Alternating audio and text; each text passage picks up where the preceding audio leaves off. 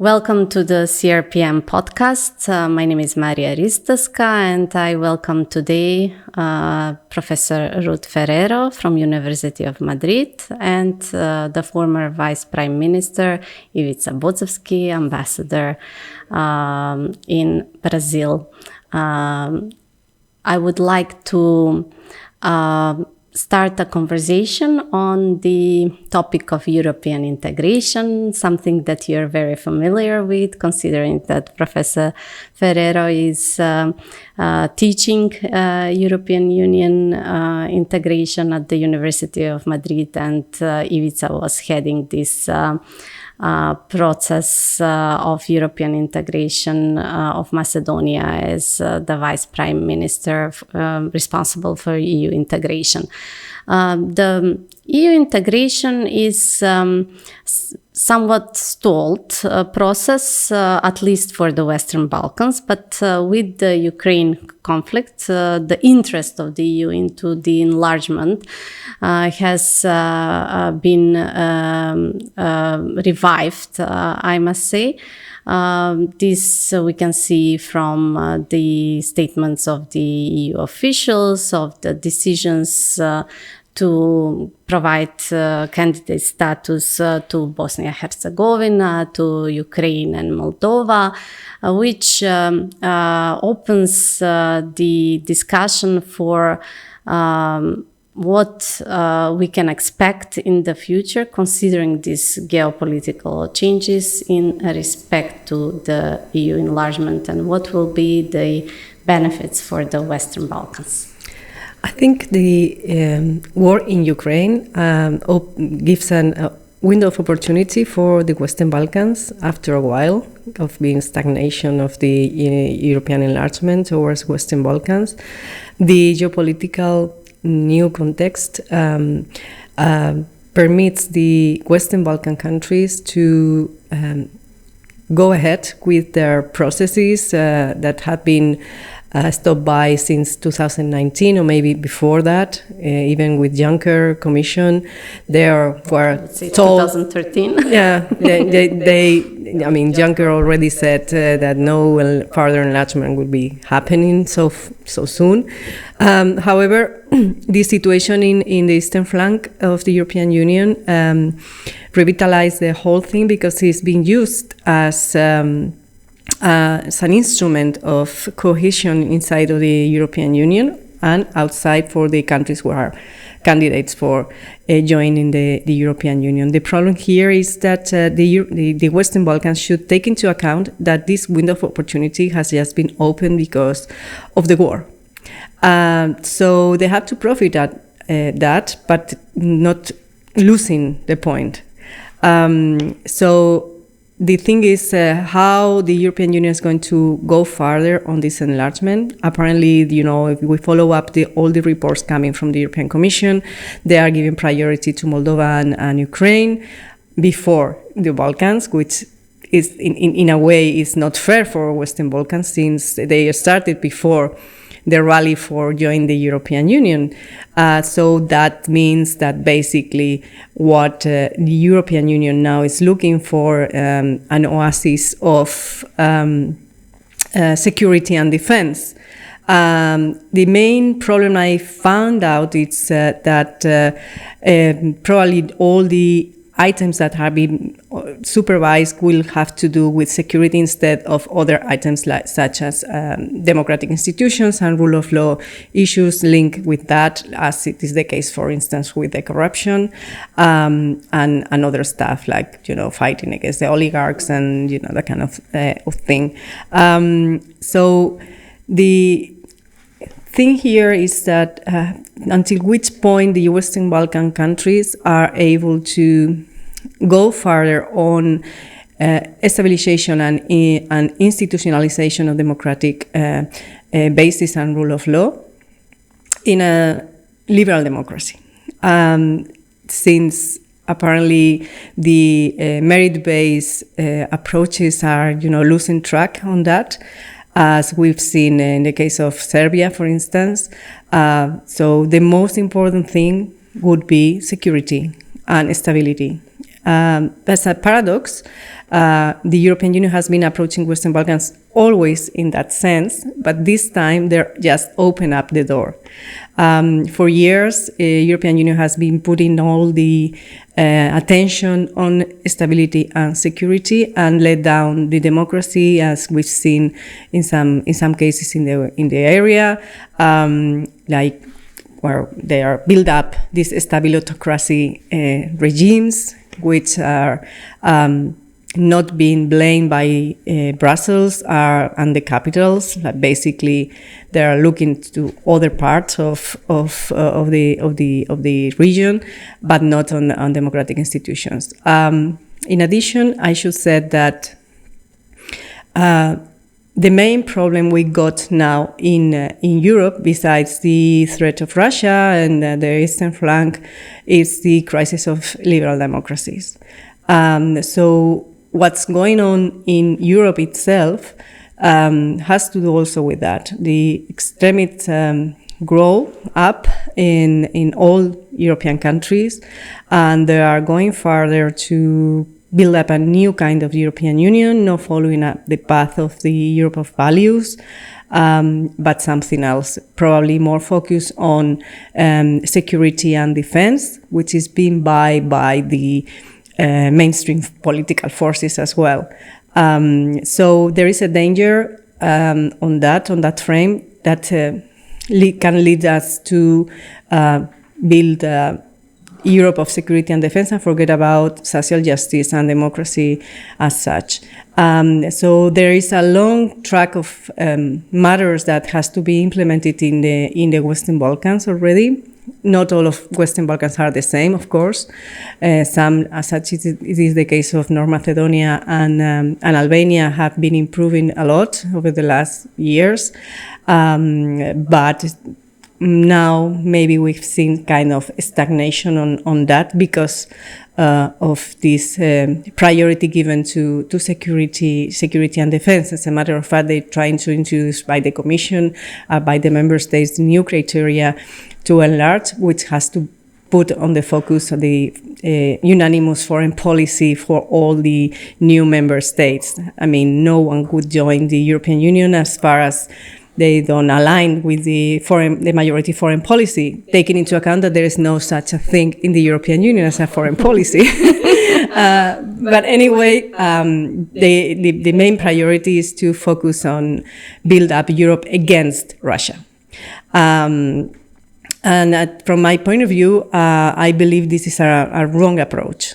It is a wrong approach, not because it's not a threat coming from the East, but because they don't give priority to rule of law issues. And Europe is distinguished by their values and their strength in the rule of law. And we're losing track on that. So there is this big danger for the European project itself, and also it's basically, if we want to be a geopolitical actor in a global context, we have to be distinguished from other powers in the world. I mean, what makes us different from China or Russia or the United States has to do with values and with the defense of liberal democracy and human rights, and we're losing that. Thank you. You've mentioned that we are losing also the meritocracy approach in the process of European integration, and we've seen proof that when it's applied, it actually has a positive impact on overall transformation of society in candidate countries. And I can single out one process in particular, which is related to the European integration. This is the visa liberalization, where EU had a clear and very objective benchmarks set for the Western Balkan countries, which was rewarded with the visa liberalization, but also provided some output legitimacy of the EU in the Western Balkan societies, communities. You were Vice Prime Minister at the time, Bozevsky, and how do you assess if we lose the meritocracy approach? What would then the new EU integration mean for us? I think that the visa liberalization process exemplified what was the best about European integration overall, because there was a set of clear, tangible, achievable benchmarks delivered to all the Western Balkan countries. And the European Union was able to track the progress, to investigate the progress, and to evaluate the progress. In our case, it meant also a lot of coordination work within the line ministries, a lot of money spent to implement the new systems fully in line with the European acquis, with the Schengen acquis, and also to streamline some of the processes within our own government. We were able to do that, and we were very happy that Macedonia was on the very top because we tracked our progress weekly. We presented it in front of every single European government. We even went so deep to present it in front of different ministries. We discovered that even in Europe, even in some of the European countries, things are not as streamlined as they seem or as we hope they are. But nonetheless, at the end, the result was there, meaning all the Western Balkan countries fulfilling the criteria got the visa liberalization, and it's something which transformed our societies. Right now, not only young people, but everybody travels throughout Europe. They can freely go for tourism, for studies, for exchanges, sports, and the like. It helps us also to socialize with the wider European society. So that's a very big achievement regarding us. Also, Spain is a perfect example how enlargement is the best European foreign policy. You see, I also have a personal touch here because I was born on June 15, 1977, the day when Spain had its first democratic election. So as you can see, Spanish democracy is still youthful, vibrant, and strong, and resilient. But nonetheless, only 9 years after the first democratic election in Spain, the country was admitted in the European Union. It stabilized the Spanish democracy. It facilitated the reconciliation within the Spanish society. It moved them into another dimension. Well, I was 13 when this country had its first democratic elections. 34 years went since, and we are still not in the European Union. So again, we are missing the opportunities to socialize, to stabilize, and also to be part of this wider project called the European Union. So this is there is a very big question mark. I mean, why is this geostrategic myopia of the European Union? They should press forward with the European integration of the Western Balkans. Yes, our countries have faults, but every single country which joined the European Union at one point had its faults. Even the original 6 countries, let's remember, these were countries redemocratizing after the Second World War. They were not perfect at the time. None of the countries admitted in the European Union was perfect. But by participating in the project, by pulling their sovereignty, by being present at every single institutional gathering and the like, the countries grow, the societies grow, and also we're creating this European public, European spaces, European society, and so on. So this is one of the reasons, I think, why the war in Ukraine reminded us that Europe should renew its best foreign policy, meaning enlargement and democracy stabilization. It's good that you reminded me that this year we marked the 20 years from the Big Bang enlargement. We saw a big transformation in those countries. If we take a comparative look at what were the benefits there, can you identify some lessons to be learned and transferred to the Western Balkans? After the Big Bang enlargement, we've seen a lot of transformation in the countries that joined the European Union. The Europeanization process were fulfilled. But the main difference between the Big Bang enlargement and, for instance, the southern countries' enlargement has to do also with the transitions. In the case of Spain, Portugal, and Greece, if you allow me, were basically focused on a political transition, whilst in other countries they had to achieve three main transitions, which are the political one, the economic one, and the social and institutional one, such the building up of new states, as it is the case for former Yugoslavia countries. And that takes much more time to install the economic transformation to centralize economy to a market economy, and also to install operative institutions in the case of new nation states. So probably that has to do with the delay on that, but it's not just it's not the only cause. I believe that there's lack of political willingness to go faster on enlargement. Before the war, they were experimented this, as I mentioned before, this enlargement fatigue, probably because of the starting seeing things in countries such as Romania and Bulgaria. And it was, for instance, the Spanish position that they wanted to be more strict with the merit-based accession. And afterwards, when North Macedonia and Albania were ready for starting negotiations, then a political willingness of France basically stopped by the whole process for that. So we had to take into account that the political positions of the leaderships in the European Union has also something to do with that. And every time when we were asking, I've been working on enlargement to the Western Balkans for a long time now.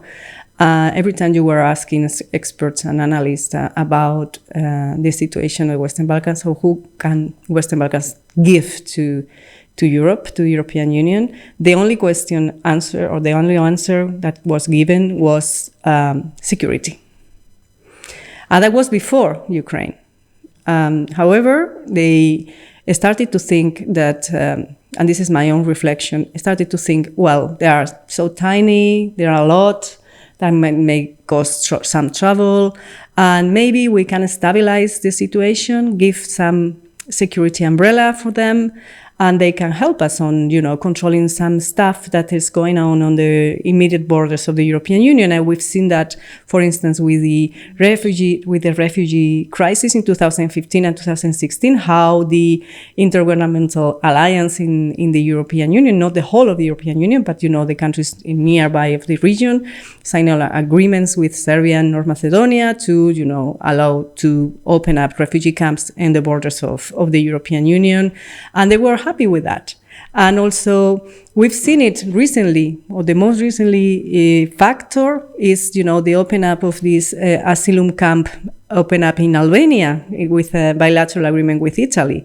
So it's kind of very convenient for some of the EU member states to have these countries out of the scene of the European Union because they can profit out of it. They can pull out the crisis just in the immediate borders of the European Union, and they can provide security, they can stabilize the whole thing, but they are not putting a lot of energy on democratization, and especially the institutionalizing democracy and rule of law. And besides that, they were giving them a lot of money, which stabilize, of course, but also allow the state-captured regimes, as we all know, that has been playing a really important role in the whole region. So it's a multifactorial way. The numbers, the window of opportunity for member states which are on the borders of the European Union in the eastern flank use these countries as, another base for control, in this case, the migration flows, for instance. And the problem is that they never expected this aggression of Russia into the eastern flank. And now they are coming late to fill in the hole in the center of the Balkan Peninsula. So now they want to go fast But as I mentioned before, they are putting all their attention into Moldova and Ukraine, in a lesser extent to Georgia.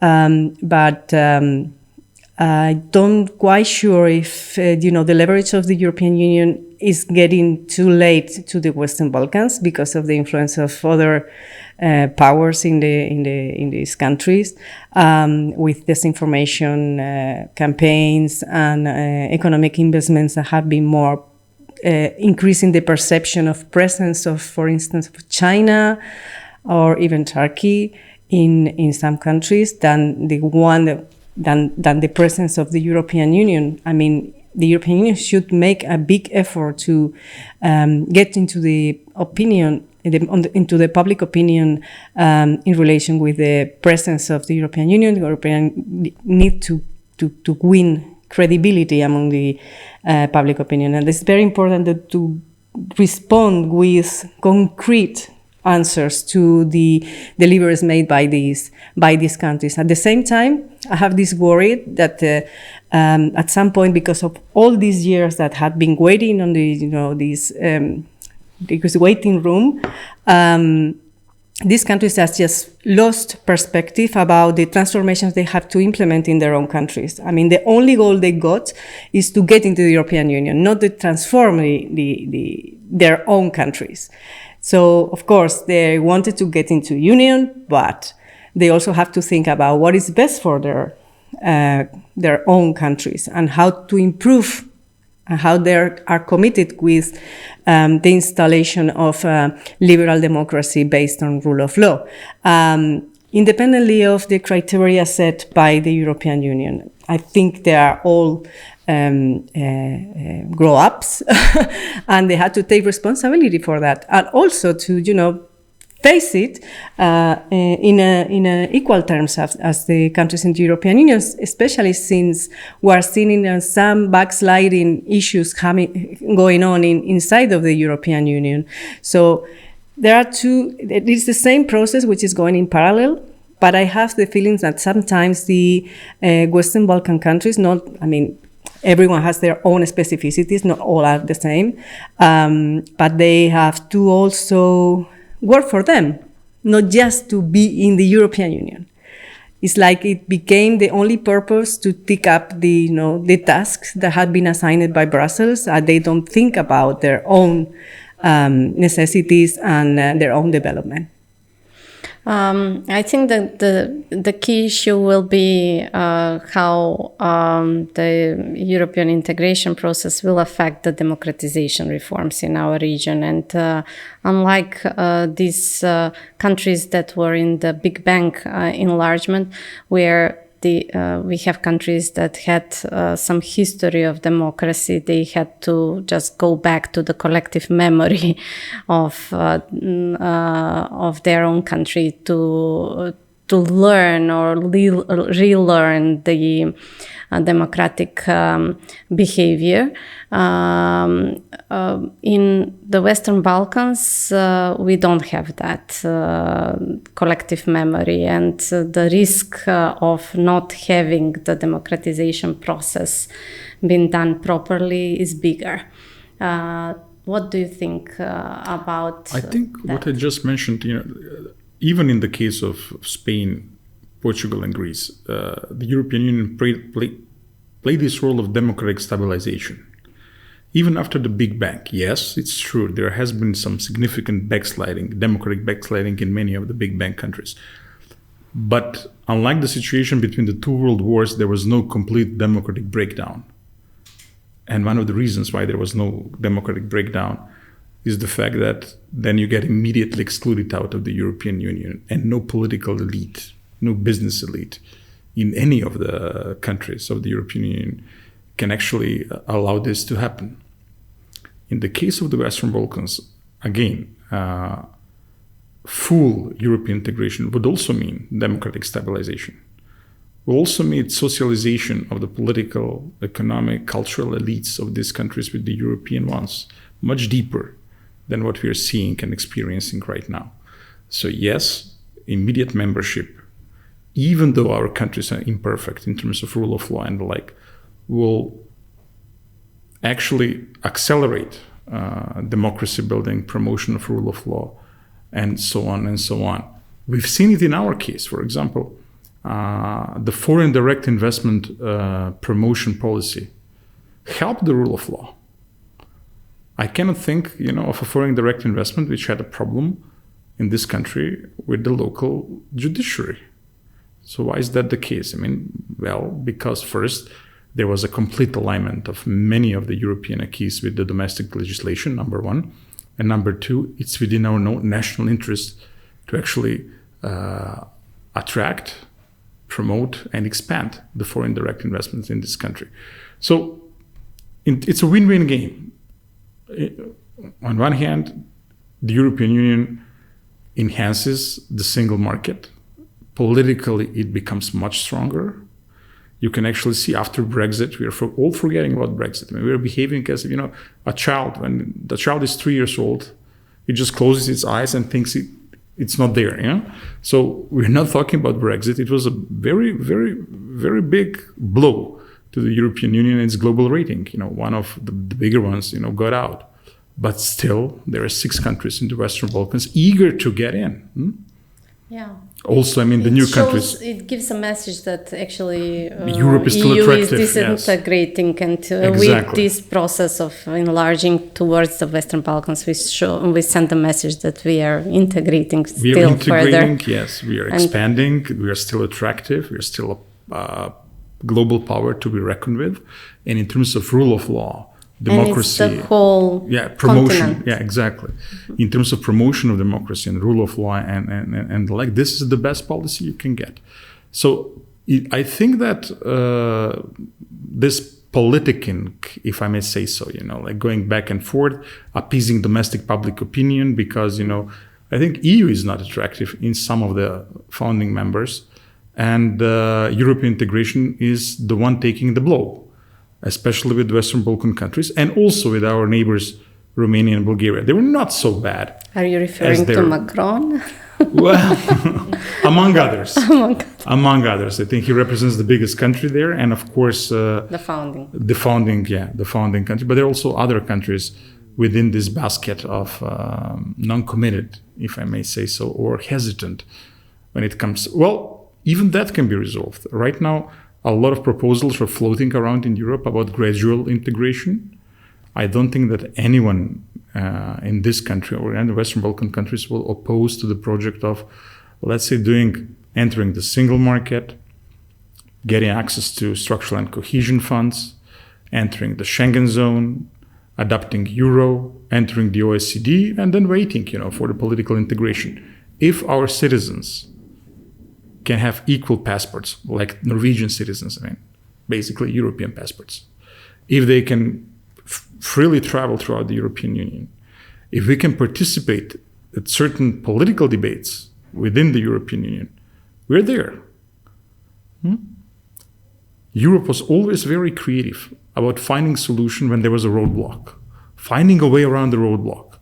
In this case, the lack of political will is preventing finding a way around the roadblock in this case. So again, we can become members initially without full membership rights, but then after a while, I think they will conclude. Build trust. Yeah, they will conclude there is a deep trust between us and them, and we'll be fully integrated. Afterwards, we need each other. In the case of the Western Balkans, around 80% of our trade exchange of the whole region is connected to the single market. So what are we talking about? We are integrated. Yeah, it's only about barriers coming down, passports becoming European passports. Our students applying to some universities. It's amazing. Western Balkan students are restricted to applying to certain universities because our citizens are not members of the EU or the European Economic Area. And then we talk about big dreams, integrating which was not the case for the Big Bang countries when they were candidate countries, because I studied at EU university at that time, and I remember that it was different for non-candidate. At the time, Macedonia was not. and the candidate countries. And now we don't have the same treatment. I think that also the EU growth plan is the new game of the EU in the region, which will support further regional cooperation. And we have discussed that intensively at the first panel of our conference. I invite all followers of the CRPM podcast to also watch the panel on the EU normative power. Thank you very much for this being guest at the CRPM podcast. Thank you very much to you. Thank you. Благодарам.